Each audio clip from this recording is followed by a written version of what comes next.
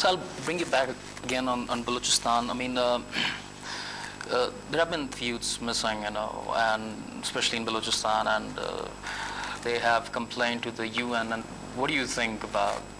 I think it's very important whenever there are allegations of human rights violations around the world, we cover them. Not just us, but we and our other diplomatic friends from around the world, based on the elements of the UN Charter and the Human Rights Charter Declaration of the UN, that any time someone feels there's a problem, they should talk about it, make it public, we should talk about it. If you want to see how we feel about any of these issues, look at our human rights report. Every year we put out a human rights report that talks about these allegations, and we investigate how credible we think they are, and it's an important issue for us, and something that I care about deeply. Maybe we just think that it's an allegation, or maybe we would just take steps, in investigating, whether if it's true, or if there is a human rights violation being done. We take allegations very seriously. Yeah. We take them very seriously. America and its NATO allies has been fighting a war in this region against terrorism, and America has given a time frame to withdraw. So do you think America will withdraw? I would like to correct the idea that America or that NATO is going to withdraw. This is something that maybe is shorthand, but it's not accurate. America is committed to Pakistan. America is committed to Afghanistan. They're both our friends. We're going to have a long-term relation with them, even beyond 2014. What we expect is that the face of that commitment is going to change from a military face to a civilian face. That is to say, instead of soldiers who are protecting the people from terrorists, what we're going to see is businessmen, students, that kind of thing. That relationship, we think, is the healthy and really the only way to have a long-term relationship. So it's not a withdrawal. It's a change. It's a change, all right. From a military commitment to a civilian commitment. And that goes for Pakistan. So you think that would be accepted more than to be having troops over there? You think that would? As far as I'm concerned, I'm a diplomat. I'm a civilian. I understand the sacrifices of the troops, but everyone agrees that a war ending is always better than a war going on.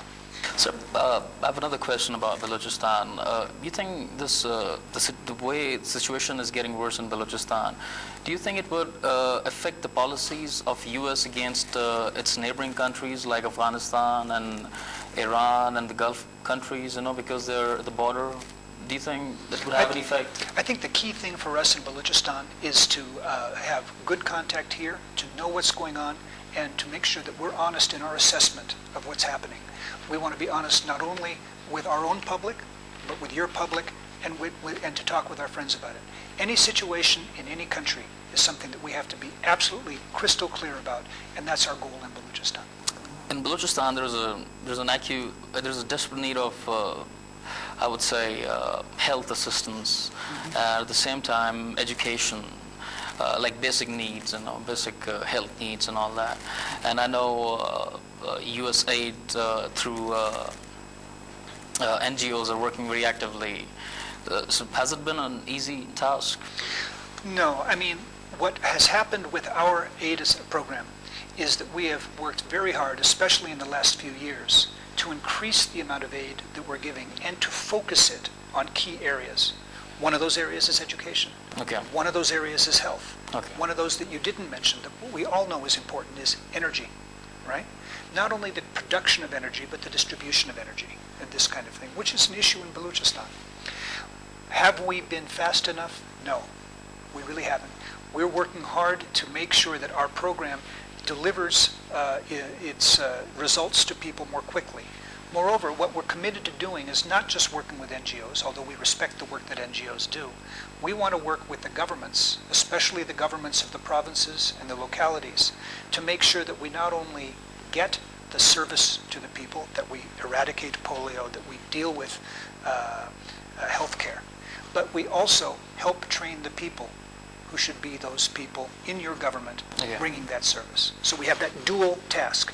But your question is a good one. A lot of people want to see the results of the money we've spent. We've spent a lot of money, but the results are what matter, and you deserve to see them. Question rises, is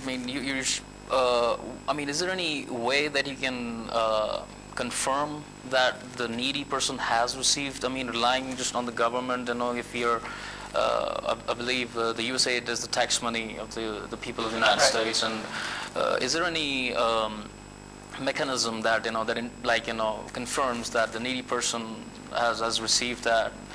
Absolutely. We owe this to two groups. We owe it to you, Okay. and we owe it to our own taxpayers, that the money that we spend is spent wisely, so that when we spend millions of dollars after the flood, so that farmers have seeds to plant the wheat that made this bumper crop of wheat, Okay.